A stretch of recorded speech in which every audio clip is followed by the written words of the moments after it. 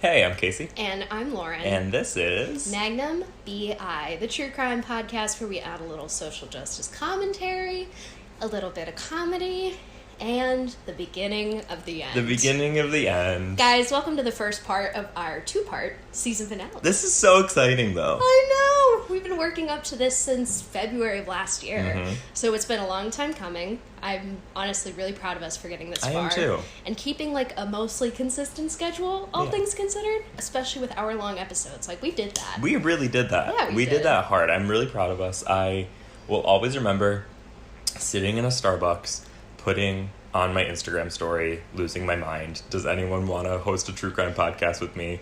I'd just gone through a breakup. I was very sad. And Lauren was like, yeah. Me. And now look at us. I know, right? And it's like, God, I'm not going to do the math. However many months later. Yeah. And we have built something really cool together. I'm really proud of us. Me too. I think we did really well. It's been really fun so far. It's been really fun. And I'm also really excited about what we're going to do next season. We've been workshopping some rebranding ideas, new topics we want to discuss, things we want to dive into, which I'm really excited to get started on. So I think we're going to take a small hiatus, maybe, and then we'll be back with season 2. Yeah. And we've talked about this before, but season 2 is going to be more of a investigative podcast, also obviously with the social justice twist, but just kind of deep diving into different things, different cultures, not so much a crime lens, but I think it's going to be fun. Yeah, so not as much murder and gore, so if you're not into the super heavy topics we've been discussing, don't worry. We'll have some lighter stuff in there, we'll do some more banter, but, you know, I'm still going to throw in one every now and then. Oh, because she can't help herself. I love it. She can't help herself. It's in my blood. It's in her blood. So for our two-parter, which is so exciting, we're going to be talking about a case that's still ongoing. Yep. We want to preface before we begin that we are not making assumptions about what happened. We are not accusing anybody of anything. We don't want to be sued. Yep. So a lot of what we're going to say is alleged. Yes. Much of what we're going to say is alleged. However, if you do your research, if you look into this case, the dots can be connected fairly easily. But it's a power of, or it's a story of family power, of a family dynasty, of a ton of money and a ton of privilege that recently, in 2019, started crumbling from beneath their feet. So, I'm going to be beginning with part 1 this week, and we're going to be talking about the Murdaugh murders. Let's get into it. Woohoo!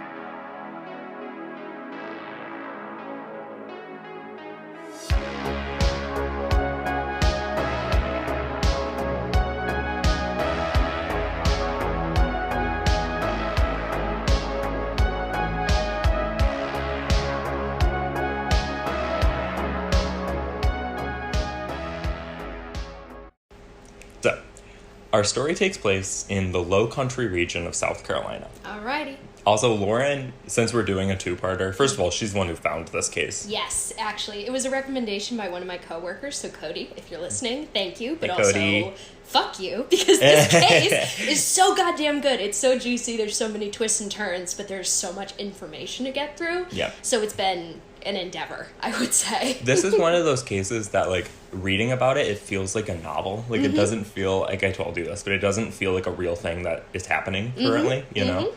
But anyway, Lauren knows, like, most of this, all of this, so, like, she won't be reacting in the way that we usually react to each other. Yep. But anyway, all that to say, our story takes place in the low country region of South Carolina. Yeehaw. Yeehaw! The Low Country is a geographical and cultural area consisting of the southeasternmost counties of South Carolina. It's known for its salt marshes and its hot, humid weather.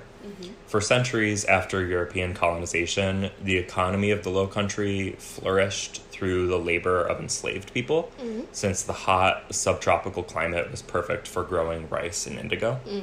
And then obviously, as is much of the American South, most of the wealth that white families still possess was built on these roots of enslaving African American people. Yep. So, in February of 2019, a young woman named Mallory Beach was killed in a boating accident in Beaufort, South Carolina. The boat was traveling at a high speed in the dark. This was the middle of the night. And it struck a bridge, and it ejected Mallory into the water. Her body was missing after the accident and was discovered 6 days later. Yep. So there were 6 teenagers on board the boat, including Mallory. All of them were drinking. All of them were underage. The boat was being driven by a 19-year-old named Paul Murdaugh. So a 911 call is made, and first responders come to the scene. They find that the boat, which was owned by Paul's father, Alex, was essentially split in half. It was basically split down the middle. Oh, I didn't realize it was that intense. It was a really intense... I'm kind of shocked that only one person left this with, really serious injuries or death. Well, I mean, I think one of the other people on the boat, I can't remember his name, I think it was Connor, broke his jaw. Okay. But aside from that and, some whiplash, I don't think there were that many serious injuries. I mean, the driver of the boat wasn't seriously injured, as far as I remember. Which is incredible, considering the bridge hit them on the driver's side. Yeah. And Mallory died because, again, she wasn't wearing a seatbelt. As far as I know, she wasn't wearing a life jacket, and she was ejected from the boat. Yep. So 19-year-old Paul Murdaugh, who was only wearing boxers at the time, was not cooperative with police. And he had a blood alcohol content of 0.286. Throw back to the Gilbert Paul Jordan episode. Yeah. That is way too fucking high. That's like someone poured alcohol down his throat. Yeah. Wow. For context, and I'm assuming most of you know this, but if you're not American or whatever, the legal limit to operate a motor vehicle is 0.08. Yep. And he was 0.286. Yep. So he was more than 3 times the legal limit. That means that a quarter of his entire, blood was alcoholic in some yeah. cut. Oh my god. Yeah. I don't know how you didn't, beside being in a fatal accident, I don't know how he didn't die from that. Alcohol poisoning? Yeah. Honestly. That's intense. I didn't realize it was that high. Yeah, really, really high. Yep. So despite being the driver of the boat, and though he was later charged with 3 felonies in connection to the accident, Paul Murdaugh was not given a field sobriety test on the scene. He was not taken to jail for his booking, and he was not handcuffed at all during the duration of that night. I wonder why why. So the judge even denied a Take a deep breath. Prosecutorial? Thank you. Yeah. You're welcome. Take your time. The judge denied one of those requests that he wear an alcohol monitor. So the prosecution was like, this kid should be wearing an alcohol monitor. And the judge was like, no.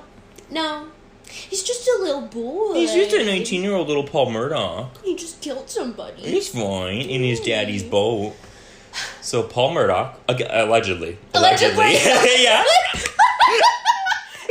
Anyways. So Paul Murdaugh, like his father, his grandfather, and his great-grandfather, went on to continue attending the University of South Carolina. On the surface, this appears like nothing more than a case of horrible white privilege and a young white man not being forced to take accountability for deadly, destructive actions. Yep. And while this is true, there is much more beneath the surface. This whole thing is a story of a family superpower, their chokehold on an entire legal system, and the ways in which money and notoriety can buy you out of anything. Period. But that night, in February of 2019, was the beginning of the end for the Murdaugh family, putting a damper on over 100 years of unchecked political rule through South Carolina's lowlands. And fair warning, Mallory Beach is far from the only person who's going to be killed in this story. Yep. This is going to be a heavy one. It's heavy and it's juicy. Yeah, it is. So much of the Lowcountry consists of 5 counties. These counties make up the 14th Circuit District of South Carolina. The counties include Allendale, Colton, Jasper, Hampton, in which much of our story is going to take place, and Beaufort, in which Paul Murdaugh killed Mallory Beach in the boating accident. Right. Importantly, the 14th Circuit District is the largest district in the state of South Carolina. Okay. So before we dive deeper into this stuff, I want to talk briefly about how circuit district courts work.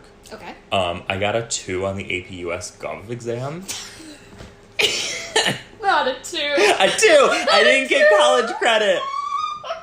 I took that whole class and I didn't get college credit. Oh, I'm so sorry. Well, granted, I didn't try because I was like, I'm not going to college. I'm going to be a writer.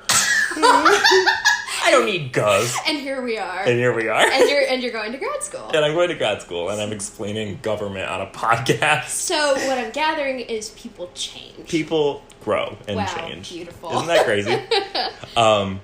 So this is a really elementary overview, but it's it's something. Mm-hmm. So in the U.S. federal legal system, the Supreme Court, fuck the Supreme Court, is at the very top. Mm-hmm. So the Supreme Court reviews the decisions of smaller courts, which are known as circuit courts. Oh, so he's one step below. So there are 12 circuit courts. Okay. And each circuit court covers numerous states. Mm-hmm. So us, for instance, in New York, I think it's New York, Connecticut, and Vermont are in a circuit together. Okay. And then those circuit courts are broken down into district courts. Oh. So within these district courts, there's always a district attorney who presides over the prosecution and represents the federal government within the court. Oh, see, I didn't know that either. Yeah. Okay. So the district attorney is appointed by vote and then is responsible for representing the federal government within the court. Right. So think of it and for some of you listening to this might be so obvious, but think of it a sheriff is elected to be the king cop. Mm-hmm. And they're elected by the public to head the police within a certain jurisdiction. Yep. A district attorney is the king of the court. Yep. So they're elected to preside over the federal court within a certain area. King of the court. The king of the court. The king of the court. That's my legal dramedy fucking pilot that I'm writing. You're gonna duke it out with Judge Judy. Hear ye. I do declare you have killed a girl in a boating accident. Allegedly. Please don't sue us, Murdaugh family. Oh, please, God, that would really suck. Wouldn't that be a damper on the season finale? I mean, I think, honestly, that would add to it. Yeah. We'd get recognized. No publicity is bad publicity. I'll say that. Anyways, don't sue us. Please if you want to give us attention, please do that. Thank you. Me and all my relationships. Stop it! So, district attorney, the kings of these courts, they go by different names within different districts. Right. For the sake of this story, we're going to be referring to them as solicitors, since that's what South Carolina calls them. Interesting. So a solicitor is a district attorney. They preside over the prosecution within a district court. Right.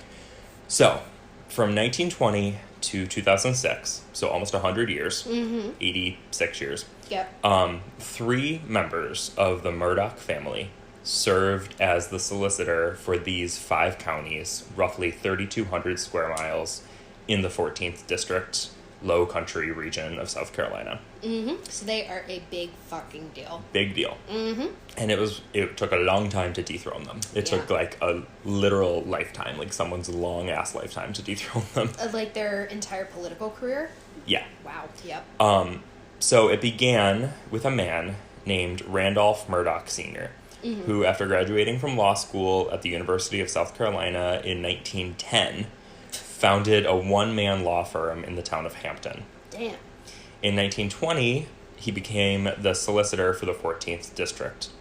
Randolph Murdaugh Sr. also ran a local newspaper called the Hampton County Herald.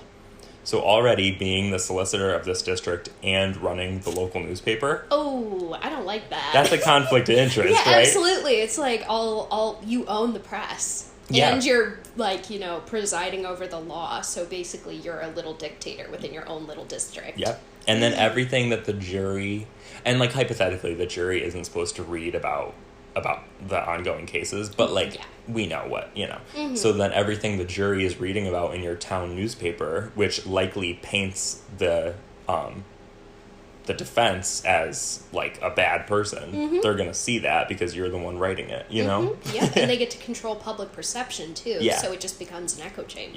Yep. So already in 1920 we see how this Murdaugh family is really holding a chokehold on this community. Allegedly. We should, in the YouTube video, every time we say allegedly, we should, like... Take a shot. Yeah. Yep, I'll add a counter. Okay. Oh, please don't take a shot. You'll have a .286 if you take a shot every time we say allegedly. Send us your BAC at Magnum B.I pod at gmail.com.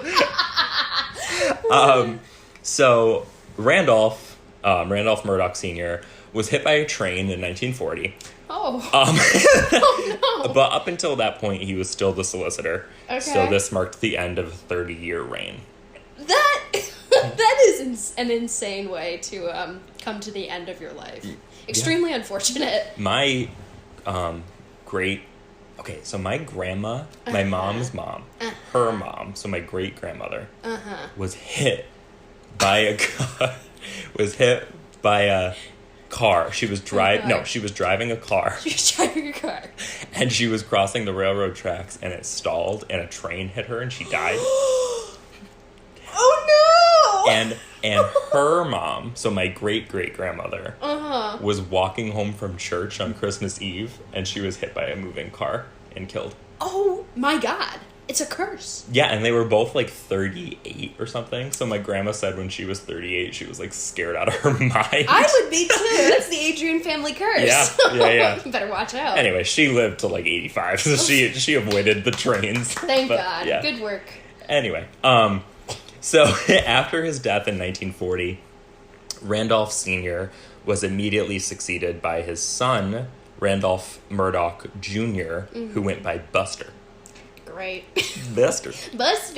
So Buster was the solicitor for 42 years. Wow. And he ran opposed only twice.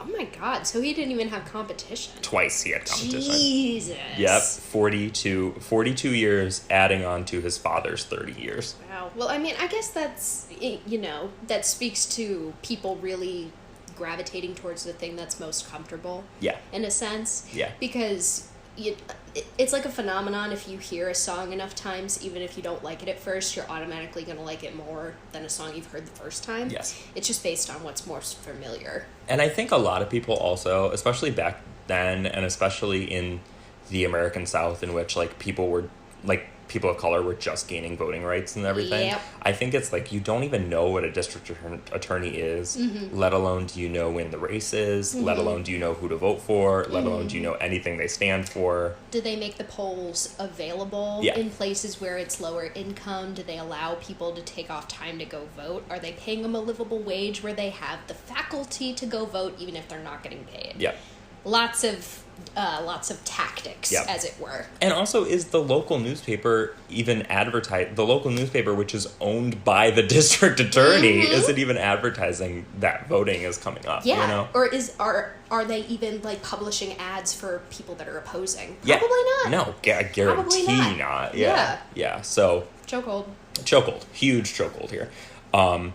So Buster was known for his, quote, love of chewing tobacco, his courtroom prowess, and his flair for acting out murders before spellbound juries. That is, like, deeply unprofessional. Yep. Can you fucking imagine, like, God forbid someone you know or love was, like, murdered or died in a horrific way, and the fucking tobacco chewing district attorney is like, and then they gave her the axe, and they killed her. Yeah, can you imagine that? No, that's awful. And imagine also being like, oh my God, I can't fucking believe this guy, and then looking over at the jury, and they're all like, they're like, this man's magic. Buster! Yeah. Like, I'd be so pissed. No, but then again, I also would never find myself in a courtroom in South Carolina, so like, pray to God. That sounds like a nightmare. You'd just be sweating. Yeah. No. Sweating like a sinner in church. Amen. In 1956, Buster was actually indicted by a federal grand jury for warning a bootlegger or an alcohol smuggler to move their operations into a neighboring county because the police were becoming aware. So he was like, y'all, like, your alcohol operations, they know about them. You better move them. And the federal grand jury was like, you can't fucking do that, Buster. You can't tell them that the cops are onto that. Yeah, as the district attorney solicitor. Oh my God. It must have been hella good moonshine. Yeah, he must. But also, this is 1956. Like, alcohol was legal. Yeah. So I don't know what the excuse is. Yeah. He was acquitted of this. Of course. And continued to serve as the district solicitor until his retirement in 1986. Okay. In 1986, Buster was succeeded by his son, Randolph Murdaugh III. Of course. So we got 3 Randolph Murdaughs in a row. Gang's all here. I hate that they all have the same name. Well, yeah. Obviously. Randolph Murdaugh III ran unopposed in every single election. Oh my God. Before retiring in 2006, ending the 86-year reign of the 3 generations of Murdaughs as solicitors for the 14th district. Shoo-wee. Shoo-wee! Oh, wow. 86 years. That's fucking crazy. Isn't that crazy? Wow. But their influence, however, didn't end in 2006 with the end of their solicitor reign. Oh, yeah, obviously not. Remember how I mentioned that Randolph Murdaugh Sr. started the one-man law firm in 1910? Mm-hmm. Over the years, and helped by their influence as solicitors, the family also ran this private practice firm. So they continued growing this law firm that Randolph Sr. had started. Mm-hmm. It was known as Peters, Murdaugh, Parker, Ellsroth, and Dietrich, or PMPED. And they specialized in personal injury litigation. That is a long-ass name. Yep. Yep. That's why it's PMPED, which also is one letter away from pumped. Come on, guys. You're so close.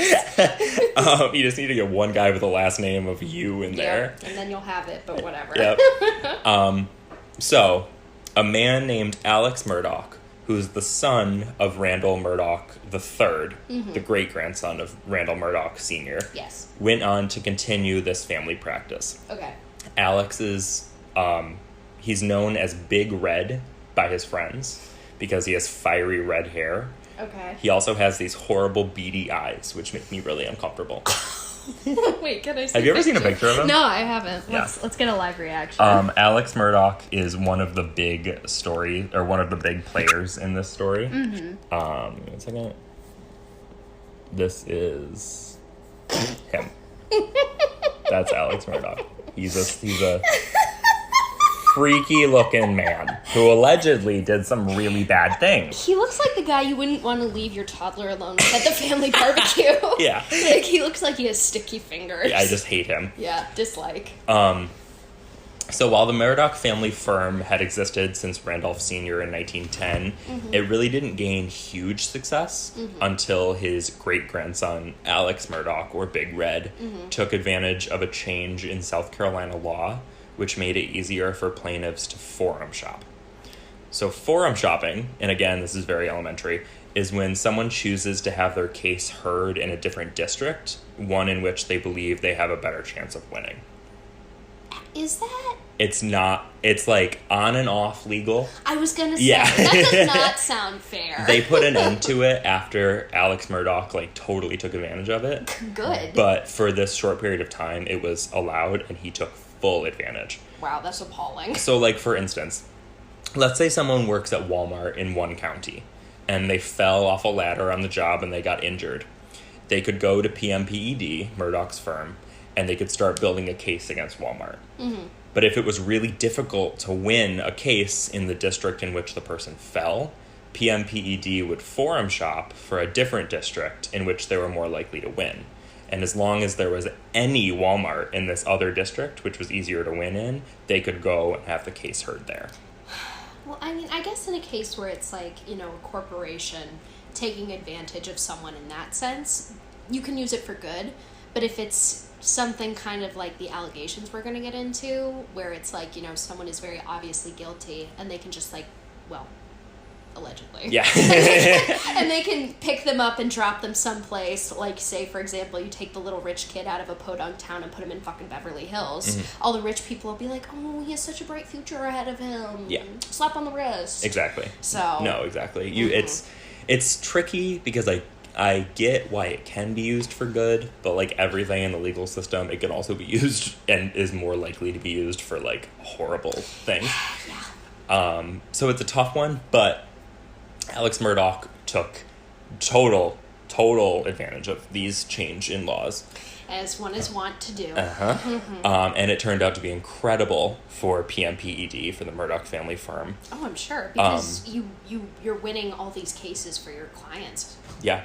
Great publicity. Great publicity. And you're suing big corporations too. So like it's like the David and Goliath story. Yes. Like everybody wants to see David win against this Goliath, but then it's like you're also it's tricky because it's like you want these people to win if they were injured, but then at the same time it's like the Murdaugh families, they're just not good people. So it's tricky. Yep.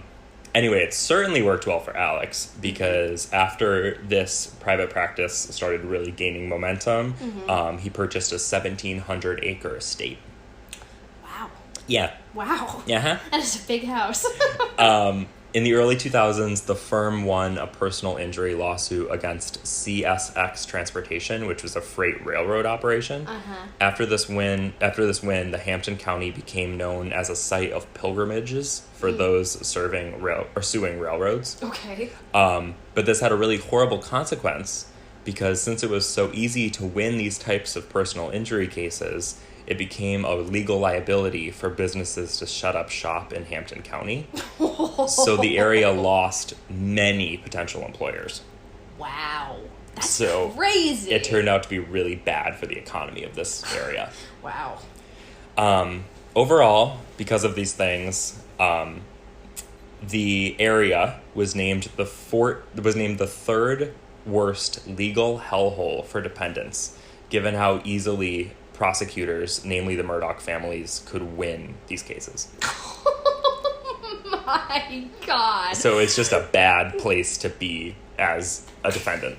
My question is, who is naming these places that are legal hellholes? The American Tort Reform Association. Period. The ATRA. Period. That's insane. Obviously, Lauren. Not an award you want to win. No. So to recap, the Murdaugh family is not only extremely influential within the South Carolina Low Country, both as federal solicitors, but also as private practice prosecutors.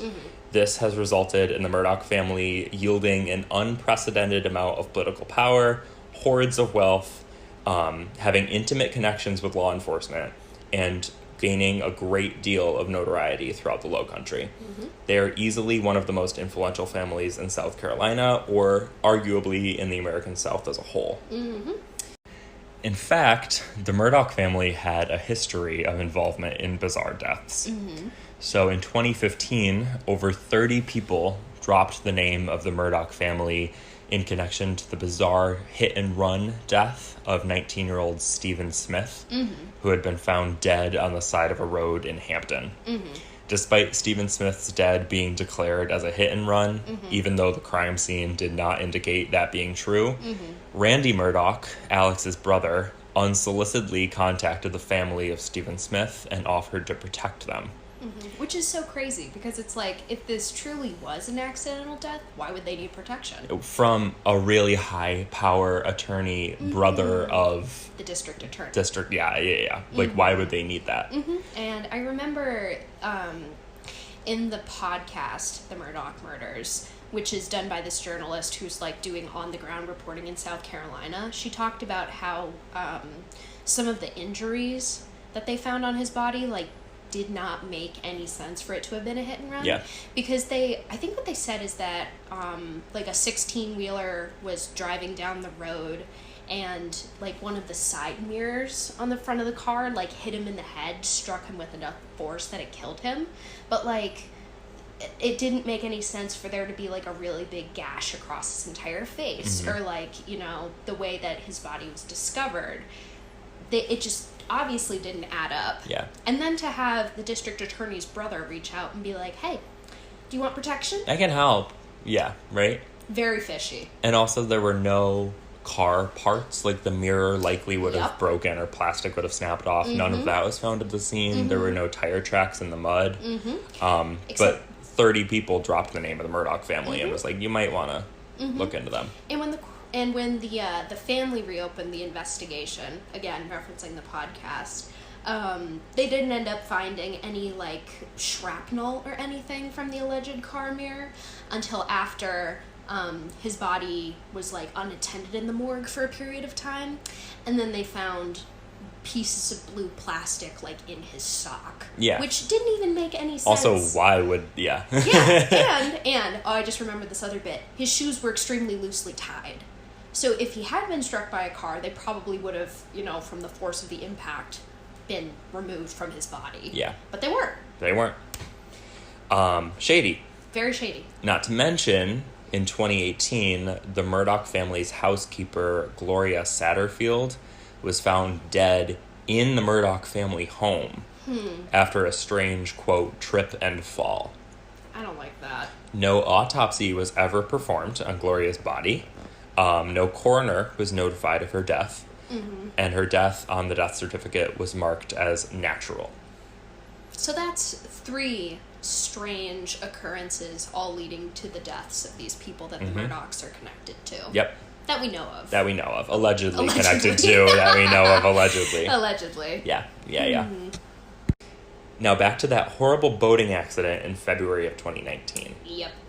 So that night, while speaking with one of the teens who was on the boat, police had this conversation. So the teen boy says, "Y'all know Alex Murdaugh?" The officer says, "Yeah, I know the name." The teen says, "That's his son." The officer says, "That's who was driving the boat?" And the teen says, "Good luck." Yeah, they know. Within 2 years, Paul Murdaugh, 19-year-old boat driver, and his mother were dead. Alex survived a gunshot wound to the back of the head, and the Murdaugh family was scrambling to hold on to any inch of political power that they could salvage.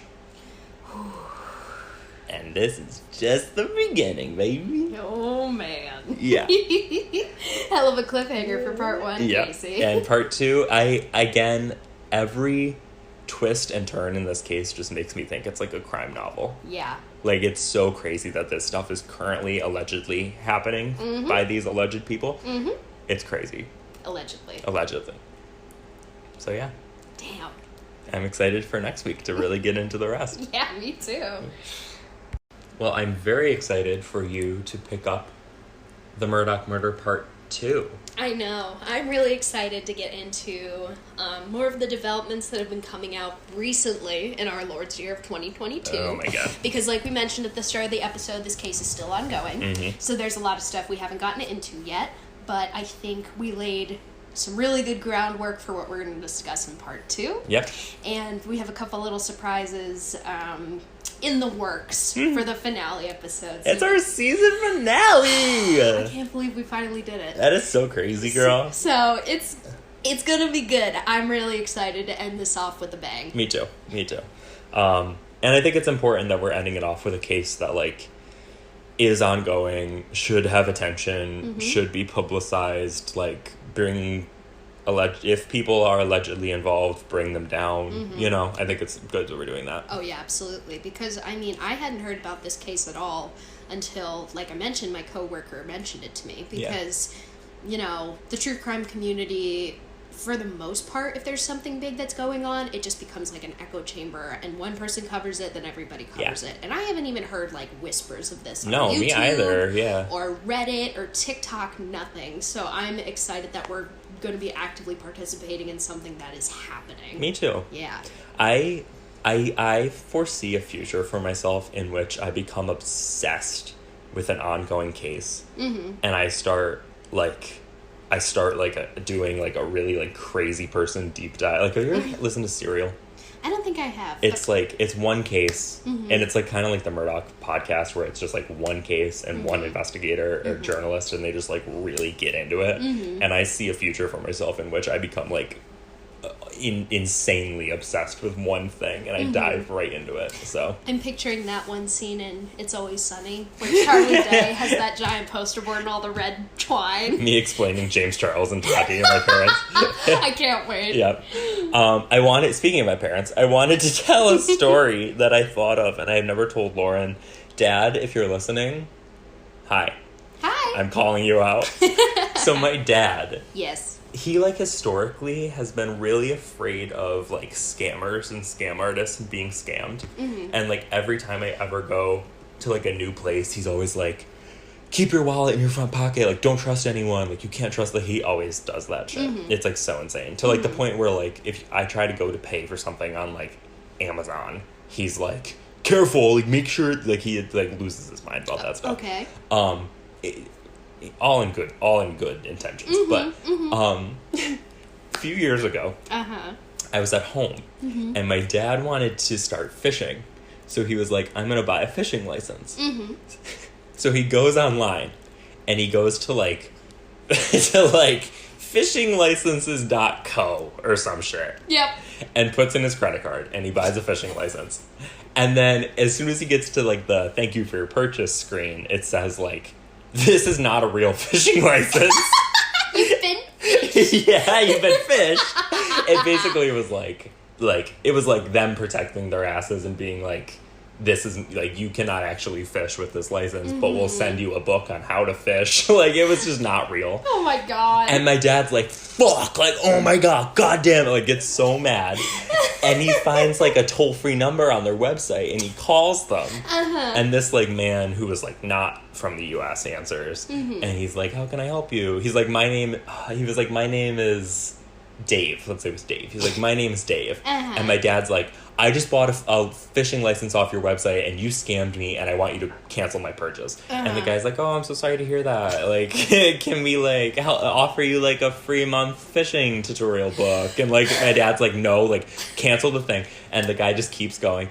And my dad goes, and this has, like, become, like, an Adrian family thing. My dad goes, like, hey, Dave, go fuck yourself, Dave. Fuck you, Dave. Screaming it. And me and my mom are like, get off the phone. So he gets off the phone. He calls his bank. He, like, cancels his card. He's like, Casey, you call. So I call Dave back. And I'm like, hi, like, you just talked to my dad. Like, I'm really sorry. Like, he's really elderly, and, like, he just needs you to, like, stop the fishing. So the people, they literally stopped the charge. Like, they canceled it on their end. Because you were nice. Because I was just, like, kind. You're literally lying through your teeth. You're like, my dad's senile. Yeah. Like, he doesn't understand. He's got a few days to live. He just wanted to go fishing. And they're like, oh, I'm so sorry. Yeah. It was just so funny because my dad's always the one who's, like, so scared of those things. Oh, yeah. So now every time, like, something like that happens, me and my mom are, like, always like, hey, Dave, go fuck yourself, Dave. It was so funny. No, that's actually so good. That is such, like, the epitome of a dad experience. I should have him contact your dad to talk about fishing licenses. My dad would love that. Reputable fishing license websites. He would link him to his Instagram and be like, follow me. At Trout Tornado. Yeah, shout out, free publicity. Enjoy. Follow my dad. Well, I'm really excited for the season finale in Murdaugh Murders Part 2. Me too. It's gonna be a good one. If you guys haven't already, there is a new YouTube video posted online where I did the editing. If you get the chance, check it out. It's really good. The new animations are put on there. There should be some little, like, things that I put in there, like funny little text-to-speech things and other shit, so make sure you check that out. Let me know what you guys think. Send us your best dad story to the Gmail. Please. That would be a lot of fun. Don't forget to rate on Spotify, subscribe on YouTube, follow the Instagram, check out the TikTok. Don't get murdered. Yeah. Watch out for each other. We'll see you next time. Thanks for listening. Magnum B.I. Bye.